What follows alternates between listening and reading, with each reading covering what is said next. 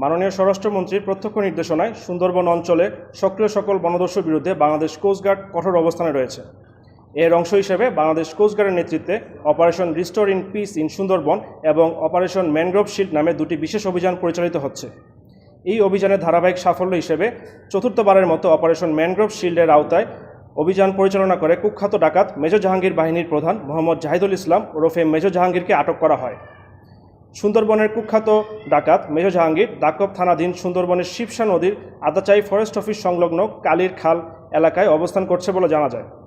প্রাপ্ত গোপন তথ্যের ভিত্তিতে আজ 12 মে 2026 মঙ্গলবার মধ্যরাত 1টায় কোস্টগার্ড বেস মংলা কর্তৃক উক্ত এলাকায় একটি বিশেষ অভিযান পরিচালনা করে তাকে 2টি 1 নলা বন্দুক ও 5 রাউন্ড তাজা কার্তুজ সহ আটক করা হয়। আটককৃত ডাকাত মোহাম্মদ জাহিদুল ইসলাম ওরফে মেজর জাহাঙ্গীর নড়াইল জেলার নড়াগাতি থানার বাসিন্দা। সে দীর্ঘদিন যাবৎ এ বাহিনীর প্রধান হিসেবে সুন্দরবনে ডাকাতি এবং সাধারণ জেলেদের জিম্মি করে মুক্তিপণ আদায় করে আসছিল।